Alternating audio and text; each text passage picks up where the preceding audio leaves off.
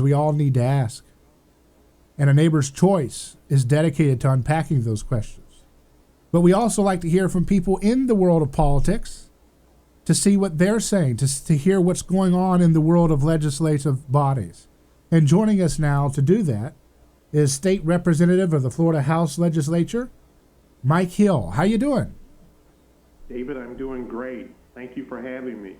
Well, and it's great to have you on the program. You know, we had State Representative Anthony Sabatini on last week to discuss his trial, his case he took on, where he took Galen Wood, who is a gentleman that owns a kitchen table games here in the Tampa Bay area, and the local government decided that he needed to go to jail for doing curbside pickup, even though he was under compliance with the way the state law was.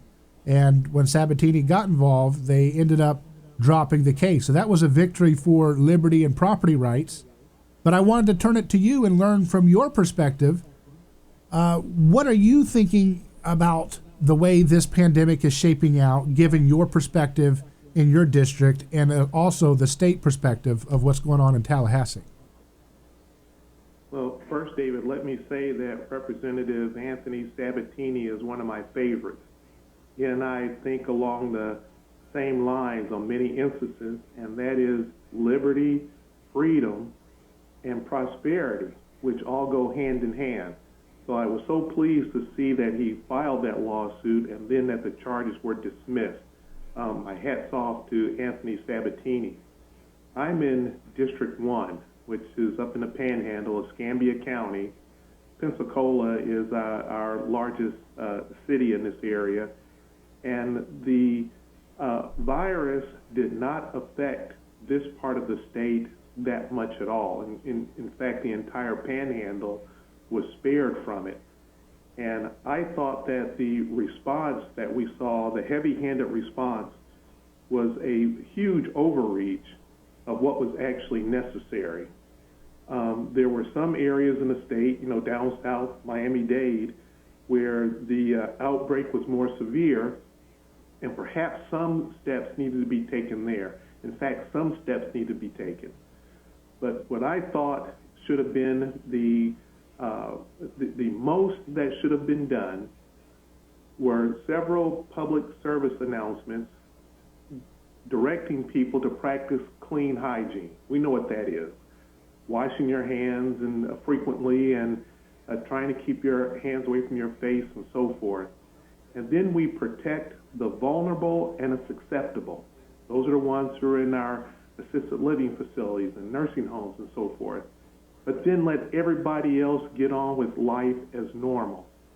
That's what I think would have been the best thing to do. It would not have crashed our economy.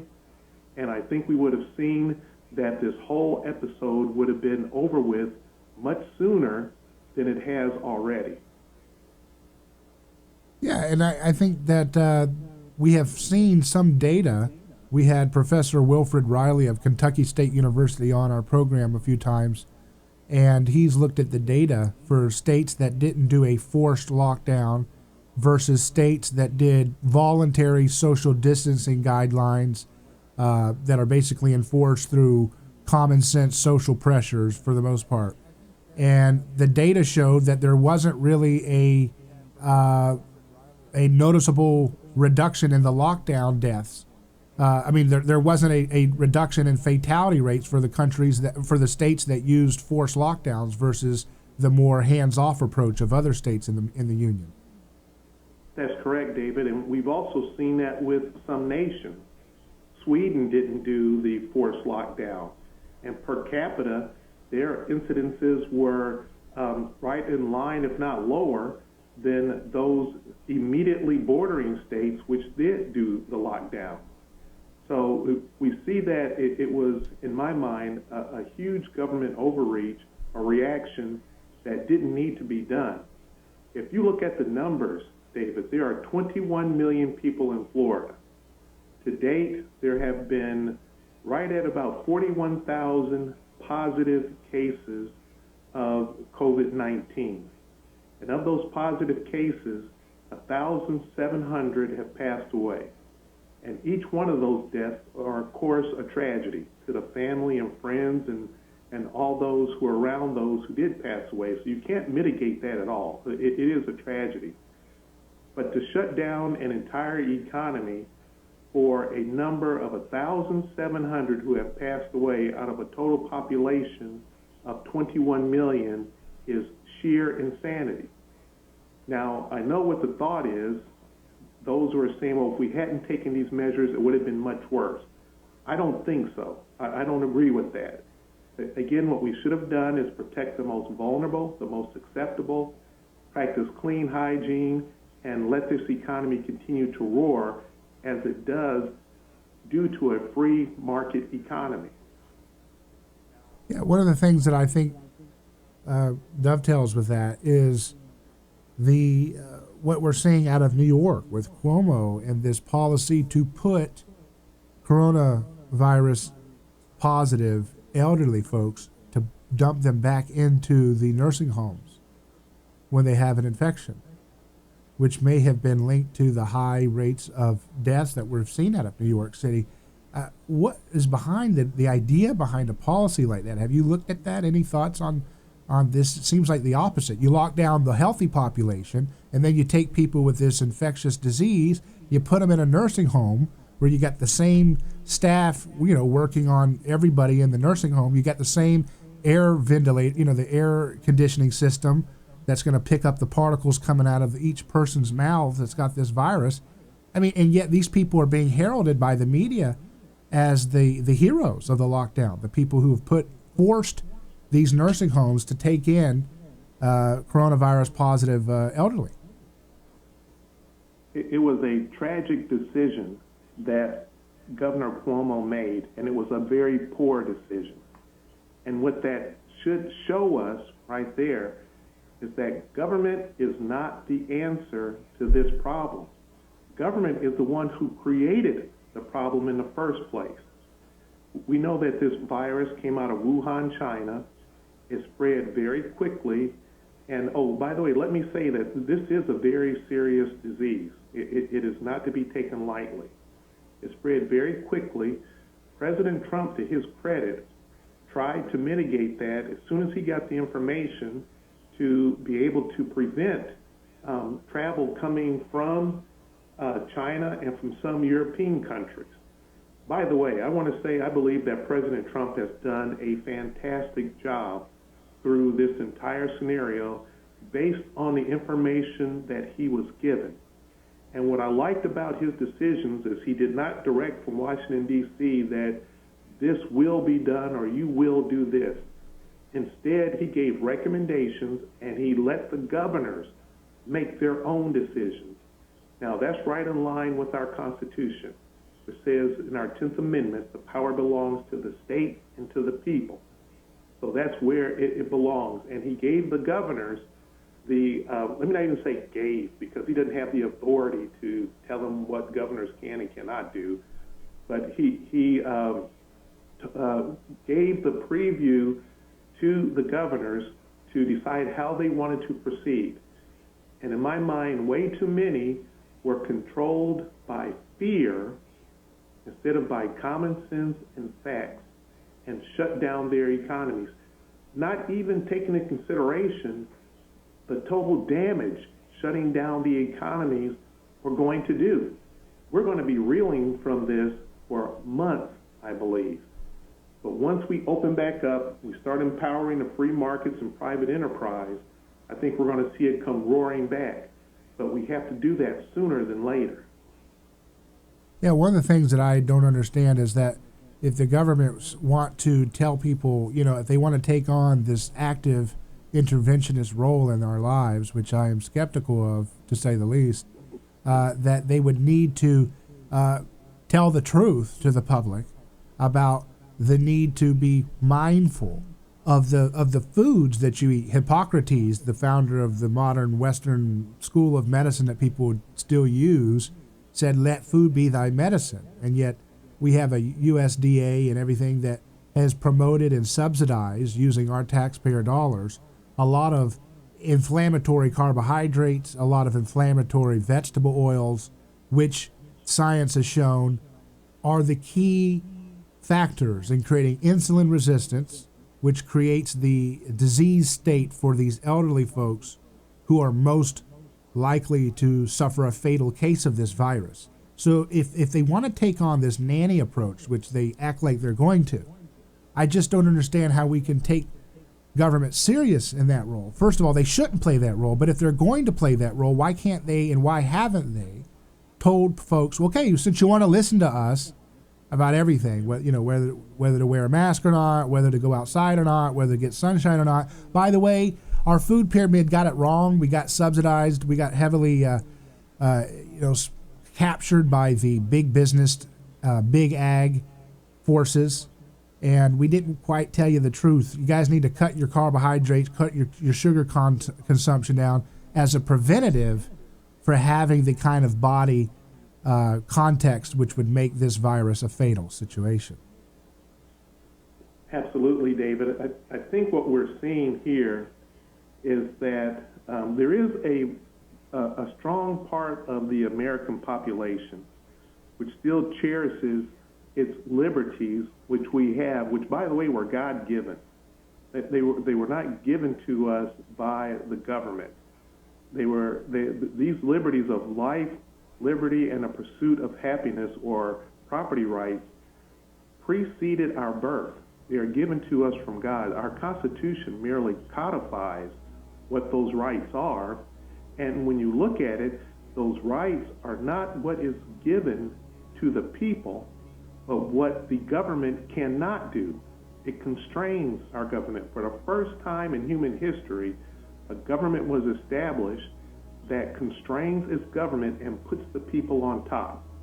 And because of that, we have seen the most prosperous, the most benevolent, the most magnificent nation the world has ever seen. And it seems like when this virus hit, that what it did was all that we stood for, all that our history has shown to be the best way to move forward was tossed out the window because of fear. We were given information that was not accurate, that was not correct. And so when we see all the way from the food pyramid to directions now from the CDC, the WHO, and Dr. Fauci and others, we should be skeptical about it immediately.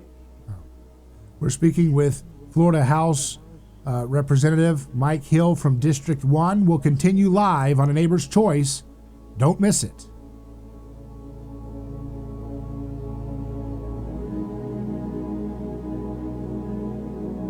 A lawsuit is a devastating process for families. It can be an emotional roller coaster ride.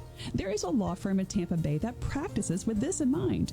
That law firm is Catania and Catania. We know and handle personal injury law for families with care. If it's an auto accident, medical malpractice, nursing home negligence, unsafe working conditions, or motorcycle accidents, the law firm of Catania and Catania will take care of the process worry-free from start to finish. Many victims don't even realize they can claim compensation for their loss until they talk to us. Catania and Catania only represent private individuals. We treat every case as if it's going to trial. Putting families first is more than just a slogan. It's our way of practicing law. It's our commitment to you. Remember, we don't get paid if you don't get paid. So go to CataniaCatania.com, award-winning, over 28 years, and family first. Catania Catania, personal injury, auto accident, and motorcycle accident attorneys. And now, Easy Lift Movers is on the air, reminding all Americans to show support to the brave men and women of our U.S. military. Their bravery and tireless efforts should never go unnoticed. This salute is brought to you by Easy Lift Movers, serving the community with quality and pride. Call the pros today, 813-505-8474. That's 813-505-8474. Also, all troops and veterans will receive a 10% discount. That's Easy Lift Movers, proudly saluting our troops and veterans. They are professionals who care. Hey, it's Bubba the Love Sponge. With all the coronavirus stuff going on, you've heard the CDC say wash your hands about a zillion times. You know, studies show that the average person touches their face 23 times an hour. Your nose, eyes, and mouth, that's called the T-zone. And the T-zone is the most important area to keep clean. And for over 12 years, there's this product called TheraWorks Protect. It's been used by millions of emergency room patients and medical clinics to support infection prevention. TheraWorks Protect is easy to use, and it's safe to apply several times a day on your hands and around your nose and eyes and mouth, better known again as the T-zone. Just apply a small amount into your hand and rub it in until it dries, and then apply another amount and rub it all over your T-zone. You know, finding hand sanitizer sometimes can be difficult, and now you can order TheraWorks Protect online. Just get it directly from them. Go to tzoneprotect.com and use the Bubba Kicker. When you use the Bubba / you're going to get 20% off and free freight, and you're going to have it in a few days. Again, tzoneprotect.com /Bubba. Start protecting yourself and the ones that you love now. Have you hired a business that didn't deliver the results you were looking for? Are you fed up with misleading sales pitches or just not getting the customer service you want? Check out Harbor Bluff's Living Magazine and Network the next time you need to hire either a lawyer, realtor, construction crew, or even a personal trainer. Harbor Bluff's Living Magazine and Network will help you find the right business for all your needs. And you'll work with people that truly care about you, as well as giving back to the community. So for the right hire, visit HarborBluffsLiving.com.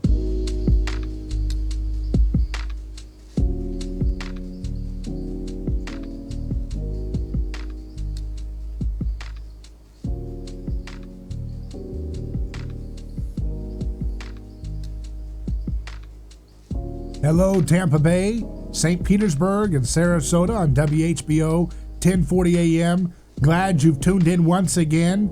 Make sure you save this number, 1040 AM, on your dial, because this is the go-to place weekdays for news and information and analysis like nowhere else. Also, hello to News Radio WFLA in Orlando, 540 AM and 93.1 FM. Glad you could join us as well as we unpack culture and news and science like no one else. And I'm joined here with someone who is a member of the Florida House of Representatives in Tallahassee. He is in District 1, Representative Mike Hill. So, you know, you, Mike, were in the news because of, I guess, there was an exchange that you had with a constituent who was trying to figure out how to get unemployment or something, and it made some news. So could you provide some context for this story? Because it kind of circulated around the country. Sure. There was a young lady who wrote me an email who was having some difficulty financially because of this shutdown. She was a waitress, and the checks that she was receiving, I believe it was $275 a week, just wasn't enough for her. And she kind of wrote to me and says, you know, can you give me some help? And my response was, I thought I was giving her a pep talk. And essentially I said, hey, government created this problem. You can't look to government to fix it. I said, freedom is the answer. Once we have enough Americans, we're going to realize that freedom is it, that we stand with those conservative values of limited government, low taxes, personal freedom, and individual responsibility. Once enough people do that, then this whole thing is going to be over. And I sent that to her, and she immediately screenshot it, sent it to the press, and all of a sudden I became a very bad person because I thought what I was giving her was a pep talk.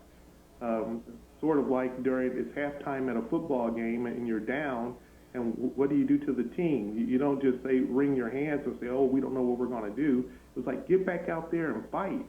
And that's what I thought I was sharing with this young lady, but she took it the wrong way, and I apologize that she did. My intent was not to offend her or to hurt her feelings or make her feel any worse. The idea was to give her what I thought was the answer, and which was freedom. Freedom is what's going to get us beyond this, not looking to government for every answer of all the problems that occur in your life.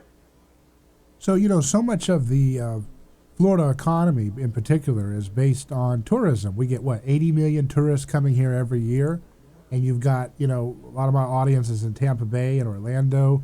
And, you know, so much of those economies are built on tourism to, the beaches and Busch Gardens in Tampa Bay. And then, of course, the big story about Tom Brady coming to the Bucs. And that was going to be a big thing to sell out those stadiums, those season passes, and the Raymond James over in Tampa Bay. And all those things are a big question mark now. Will these, with the government and politicians and lawyers coming involved, will they even allow a packed capacity Raymond James in this year?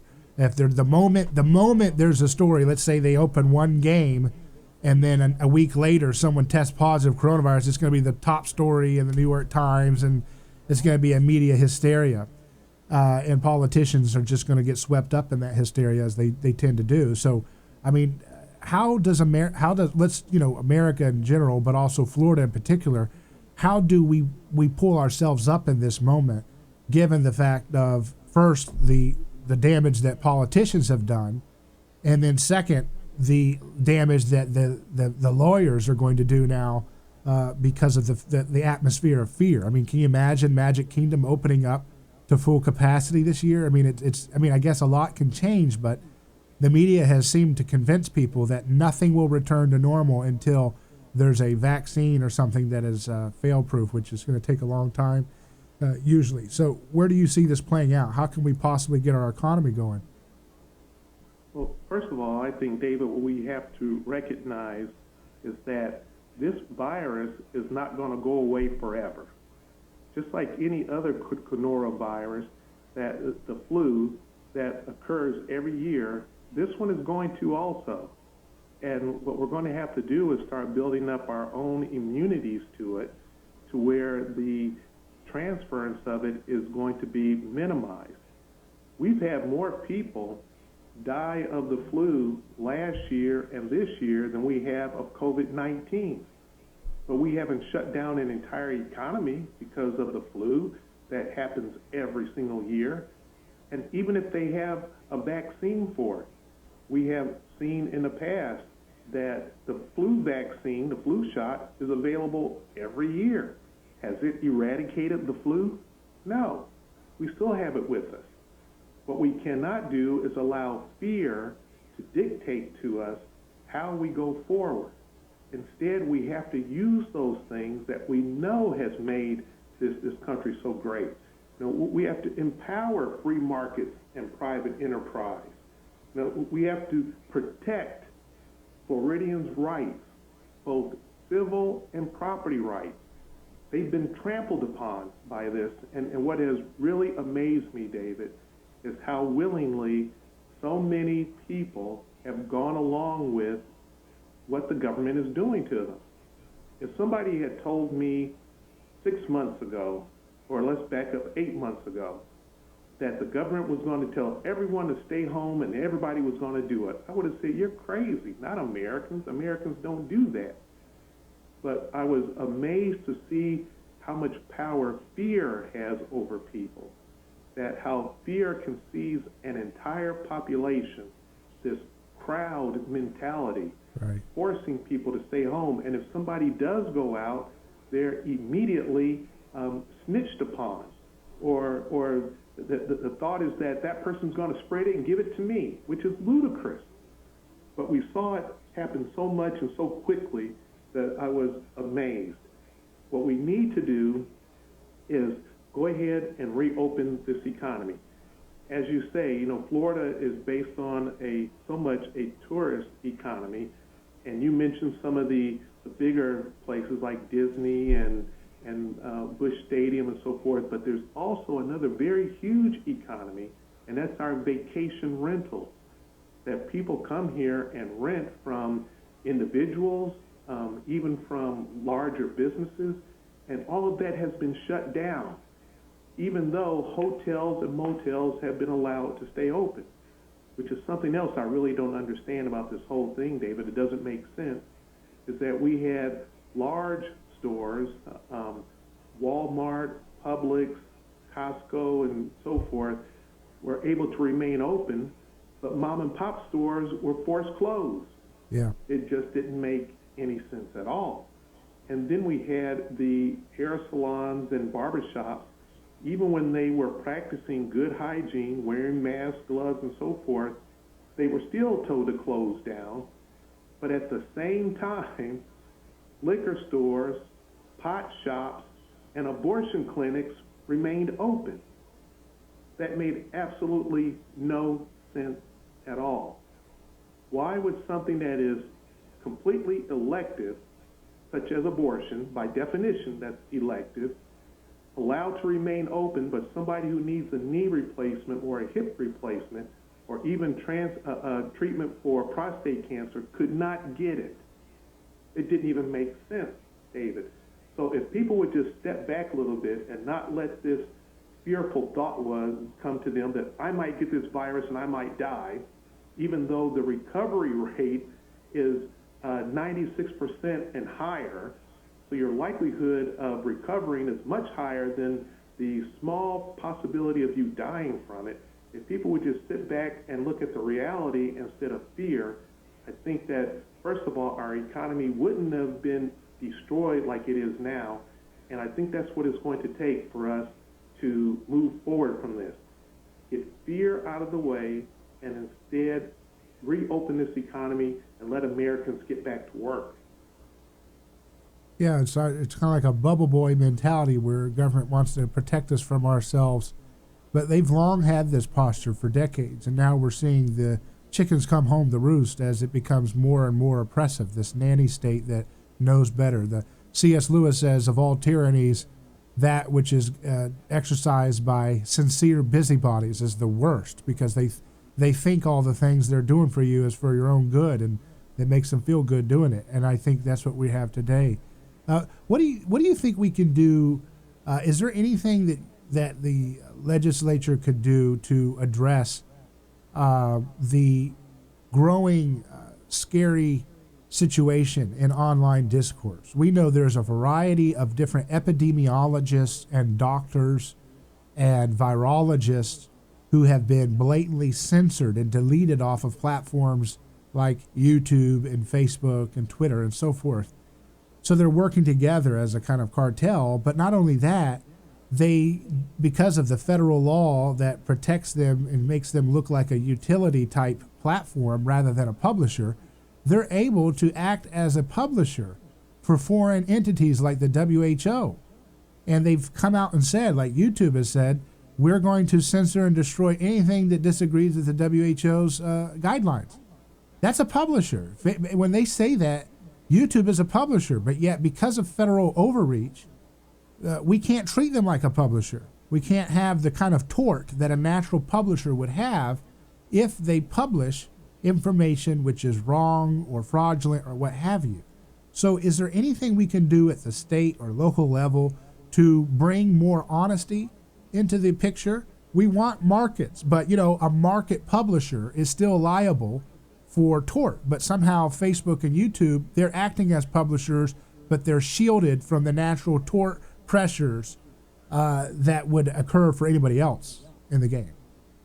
Well, you raise a very good point, David, and I'll have to admit I'm not a lawyer, so I don't know what legally could be done to do that, to correct that situation.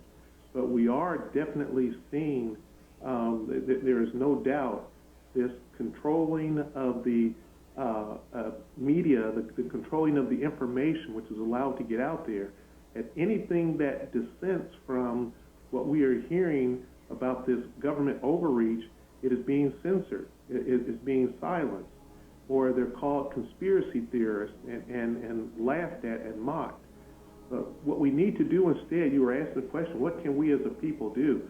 We need to have more of what we saw in Michigan and in other places where the people are saying, I am through with this, enough of this. And they are marching on their city halls. They're marching on their state capitals saying, look, I have to provide for my family. We are running out of money. Our children need to eat. I need to provide for them.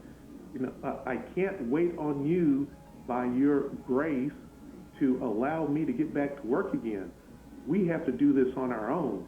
And I think when more and more Americans, or more and more freedom-loving Floridians decide that, look, I'm going back to work, that's what's going to do it. We can't wait on government to fix this for us. We're speaking with Mike Hill, member of Florida House of Representatives of the 1st District, and you're listening to A Neighbor's Choice. More in just a moment.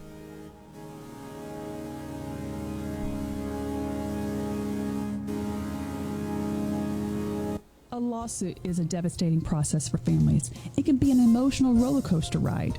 There is a law firm in Tampa Bay that practices with this in mind. That law firm is Catania and Catania. We know and handle personal injury law for families with care.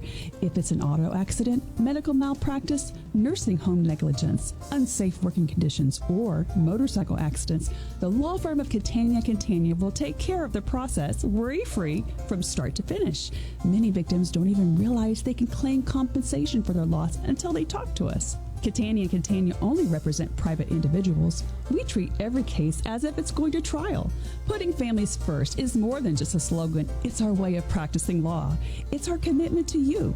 Remember, we don't get paid if you don't get paid. So go to CataniaCatania.com, award-winning, over 28 years, and family first.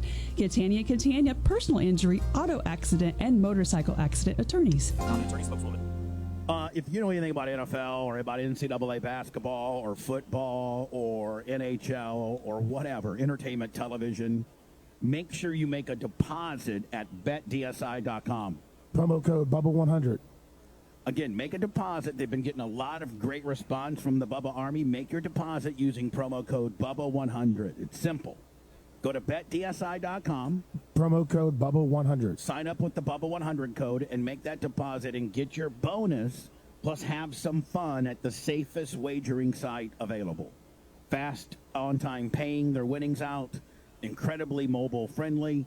And if you haven't already signed up, then go now. Make your deposit at betdsi.com. Promo code Bubba100. Bubba100 gets you a special bonus and gets you in the game. Again, www.betdsi.com, and at the promo code portion, Bubba100. Bubba100. Thank you.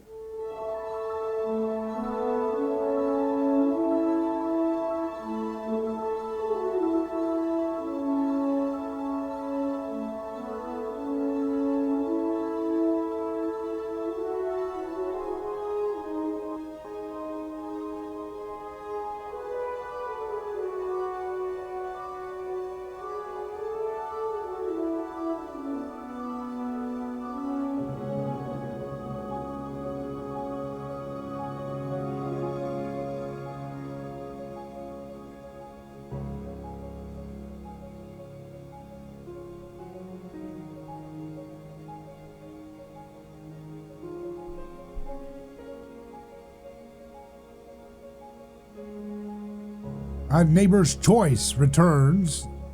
I'm David Gornoski, your host, and I'm joined by State Representative of District 1 in Florida, Mike Hill. Mike, you were in the Air Force, right? That's correct. I served 10 years active duty, left as a captain back in 1990. And so you probably have a lot of course, veterans and servicemen and women in your district as well, and where you're at, right? That's correct. The Panhandle has the largest concentration of military installations and veterans anywhere in the U.S. So what is your take on the fact that we've got something like 30,000 National Guard deployed overseas right now? We have this crisis. It seems strange to have 30,000 of National Guard, which were intended to stay for the states, overseas in other countries. But, in fact, that is a violation of our Constitution, David. Our Constitution says that our National Guards are not to be deployed unless the legislative body has declared war, and then they can be used. We are not in a situation where war has been declared right now, even though we are acting like there is one. It has not been declared. That's a violation of our Constitution. And one thing that I would like to see corrected with that would be the state of Florida making a change to its Constitution, or at least passing a Florida statute stating that unless there has been a war declared, a state of war declared, that Florida's National Guard cannot be deployed. And that would be right in line with our Constitution. That's not radical. That's not inventing something new. It is simply going along with our Constitution. We have our National Guard now, who are the Florida National Guard, who are deployed throughout the state trying to help with this COVID-19 situation. We need them here now, not overseas somewhere. Now, what is the general sentiment from your constituents of all party lines? How do they think of the fact that, we've got 30,000 National Guard overseas and there's no declaration of war? What's the general sentiment you're hearing from them? I'm hearing that, first of all, they are surprised that so many are deployed. That's kept pretty quiet. So once you make them aware of it, that they are shocked, and then they are appalled, and they agree that they should be here. They should be home with the state here, as they had signed up for. That because no war has been declared, they should not be overseas protecting other nations and other interests when they should be here. Now, I will say this about President Trump, is he is the first president thus far who, at least during my lifetime, that during his first tenure, he did not start a war somewhere. Mm-hmm. And he is trying to, as best he can, clean up and extricate the United States away from these far-flung reaches that we are, where we're acting more like a police state instead of protecting our national interests. So I'm willing to look at sponsoring legislation which is going to require that the Florida National Guard not be deployed overseas unless Congress has made a declaration of war. That's a very promising thing to think about, because it seems like no matter what the people say, it doesn't really make a lot of change at the federal level. So perhaps this state approach would be a real move in the direction of real change here on this issue. I have to wonder what happened to the fact that this should be something that is natural for conservatives and those who are, let's say, for limited government and liberty, and also Christians to be first and foremost championing peace. Not using the sword to chase after every windmill across the whole globe. What happened that this has become something that has persisted so long in a nation that says 70% or 80% of the country says they're Christian?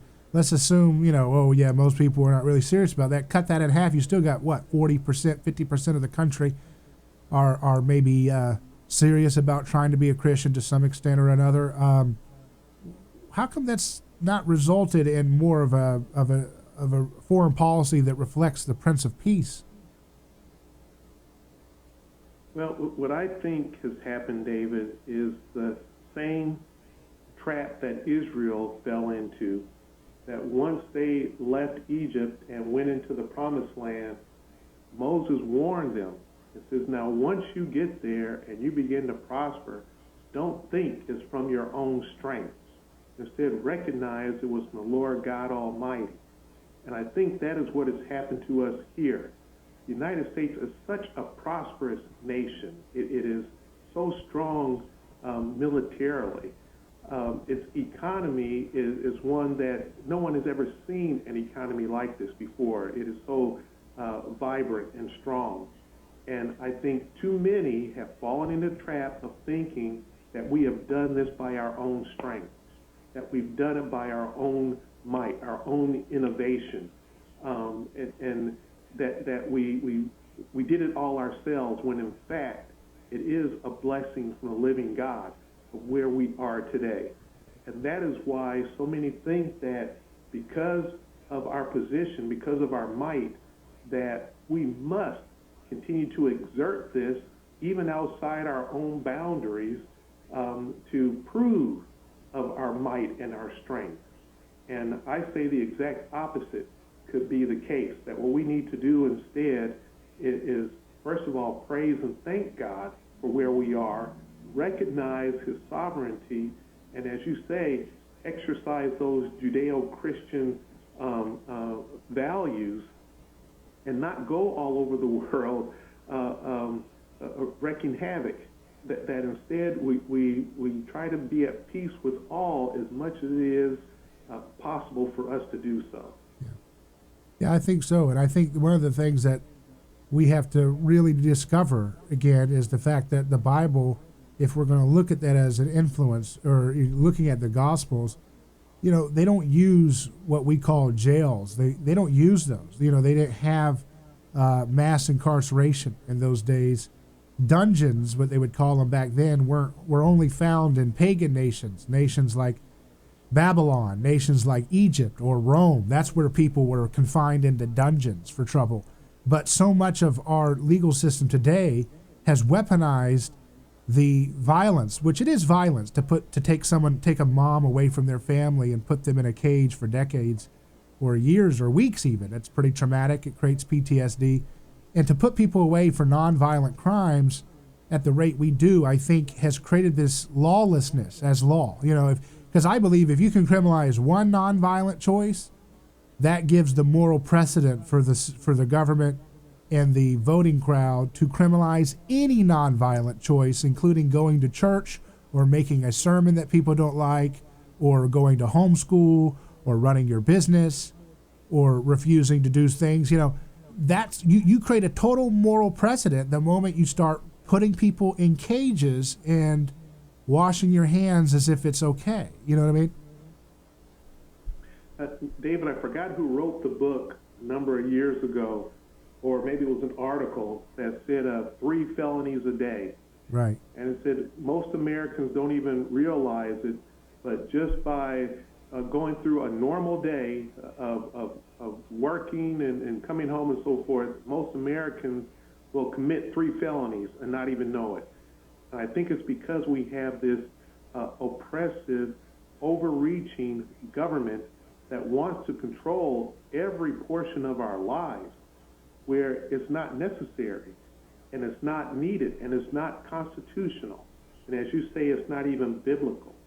We are supposed to be a free people, a free nation. And when someone does commit a crime that is deserving of being put away because they've committed bodily harm to someone else, or they've committed a crime which has stolen from someone else, then perhaps they should be given some time away, but not to the point where we have this overreaching to where you could commit a felony and not even know it. Right. Well, where there is, perfect love casts out all fear, right? And I think that's what we need to rekindle in our society. Thanks for what you're doing over there, fighting for liberty, fighting for nonviolence, and hopefully America can get back to work in Florida, can get back to enjoying our beautiful sunshine. Thanks, Mike Hill, for coming on the show. David, thank you for having me. It was my pleasure. Representative Mike Hill of District 1 of the Florida House, ladies and gentlemen, will continue in just a moment, live on A Neighbor's Choice. A lawsuit is a devastating process for families. It can be an emotional roller coaster ride. There is a law firm in Tampa Bay that practices with this in mind. That law firm is Catania and Catania. We know and handle personal injury law for families with care. If it's an auto accident, medical malpractice, nursing home negligence, unsafe working conditions, or motorcycle accidents, the law firm of Catania and Catania will take care of the process worry-free from start to finish. Many victims don't even realize they can claim compensation for their loss until they talk to us. Catania and Catania only represent private individuals. We treat every case as if it's going to trial. Putting families first is more than just a slogan. It's our way of practicing law. It's our commitment to you. Remember, we don't get paid if you don't get paid. So go to CataniaCatania.com, award-winning, over 28 years, and family first. Catania Catania, personal injury, auto accident, and motorcycle accident attorneys. Attorney spokeswoman. Mom always told us to eat our fruits and veggies. Well, there's no better way to keep Mom happy than to take Fortify Organic Blue-Green Superfood. Studies indicate people who consume the most fruits and veggies each day are the healthiest with the best improved immune system. This product was created and designed by board-certified Dr. Michael Lang. You know him from the program Ask the Doctor. During this viral pandemic crisis, Dr. Lang recommends eating 10 servings of organic fruits and veggies a day, but this may not be realistic. This product produced by Dr. Lang has developed one of the first all-organic, gluten-free, and FODMAP-free superfood. It's called Fortify Organic Blue-Green Superfood. It's simple to take. Drink 1 serving a day to get 12 different superfoods. It's compatible for people with IBS since it's FODMAP-free. Perfect for anyone who needs a fruit and vegetable boost. Right now, Fortify is offering 25% off this superfood product. Go to fortify.com. That's fortify.com. Use promo code RADIO and receive the 25% discount. Eat healthy, be healthy. Fortify.com. Keeping America fit and healthy during this time of precautionary change.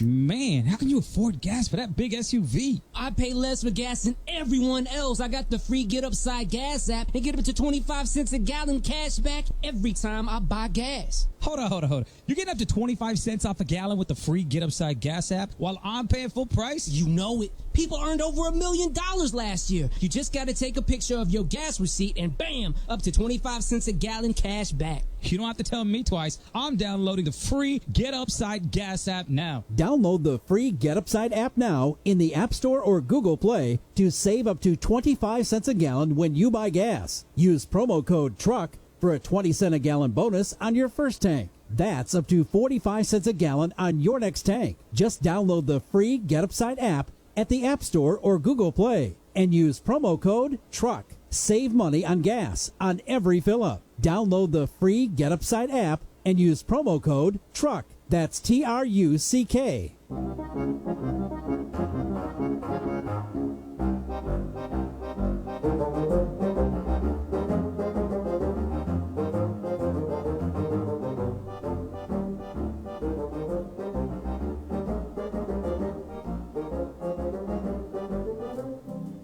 Hi, David Gornoski here. Great to have this time. We just heard from State Representative Mike Hill of the Florida House, and some interesting things explored there. The idea that if we really want to be serious about liberty, if we really want to be serious about peace and nonviolence, and if we're serious about what so many of us have as our heritage, which is Christian values, then we need to be serious about getting rid of mass incarceration, getting rid of so many laws that allow people to go away for years for nonviolent, victimless choices. And then if we're also on the same line going to be serious about those things, we need to bring our troops home. We can't be going off to fight every war overseas. So if you love liberty, if you love peace, if you love imitating the founder of Christianity, Jesus, which is the foundation of who we're supposed to imitate if you consider yourself a Christian, then you're going to want to not go to war. You're going to want to be conscious of what you're doing whenever you want to create a law that says, well, I don't like this behavior. There ought to be a law for that, right? There ought to be a law for that. That mentality leads to a lot of devastation and destruction for people because a law is a bludgeon. And you use that to your own demise when you use it against nonviolent vices. For example, I've used this illustration before, but adultery has caused more destruction of families and has destroyed more lives than any drug or gambling or anything else that's a nonviolent vice that's criminalized today. And yet we don't ban adultery because we know that just because something is a heinous evil or really bad or despicable, and just because it can cause social degradation doesn't mean that we have an ethical option to employ preemptive force or coercion to solve that sin, right? Sin cannot be solved through the barrel of a gun. Now, where you can use force is when it's a natural extension of self-defense. You know, when you are walking along and someone's being physically attacked, you have the moral right to physically grab that attacker and get them restrained with every, use of whatever you can to physically restrain them to prevent said attack from continuing against the victim. So from that natural, logical, common sense understanding of self-defense, defense from violence, you can then enshrine or extend that natural individual ethical choice to protect a victim from violence with restraint into a law that says if you try to assault someone, you will go to jail. That's a physical restraint in a collective form, right? You see an attacker attacking a elderly person on the street, you grab that attacker, you put them on the ground, you physically confine them. That can be then extended into there needs to be a timeout zone outside of common society for people who want to hurt people. But then you can't take that timeout zone and say, oh, while we're there, let's put the raw milk farmer, the Amish farmer in there too. And let's put the person who's got their salon on when they have a virus. They're running their salon with precautions and distancing and masks. Let's put them in jail too because they're selfish to try to feed their family. And let's put the person doing curbside delivery, curbside pickup for his cards, like Galen Wood, and put him in jail too. And while we're at it, I don't think we like homeschoolers. Let's put those guys in jail too. And while we're at it, let's make a law that says if you don't take our drug of choice, then you're going to go to jail too. And let's make a law that says if you say a speech we don't like on a college campus, that we'll put you in jail for that. And then the other group comes in there and says, well, you put us in jail for those things, so we're going to put your people in jail for speech, or we're going to put your people in jail for this or that. And then what has jail become? Just a punching war. See what I mean? The law at that point has degraded down to just swinging and swinging and swinging at each other. There's no rhyme or reason to any of it. It's just madness. And then when it's gotten to that point, that's the opposite of law. That's chaos. That's anarchy written as law. Well, that's what we have. It's not what we can have. We're there. We're there. Law has become arbitrary. It has become willy-nilly. And it has distorted our ability to get along with one another because people are so worried with each election that the rival political faction will use the power that they get through that election to enact that anarchic style pettiness of fines and regulations and laws to shame and hurt and take and for ultimately put people in jail if they don't obey. That's tyranny. It's lawlessness. So we have to go back to something that works, something that's time tested, something that continues to haunt our imaginations, something that involves real skin in the game. I think love your neighbor as yourself is a good start. I think desiring mercy, not sacrifice, is a great start. I think don't resist evil with violence is a great start as well. I think turn the other cheek makes sense. It's not just a Hallmark greeting card. It's a way of ordering society from the bottom up. Let's get to work. I'm David Gornoski. Godspeed.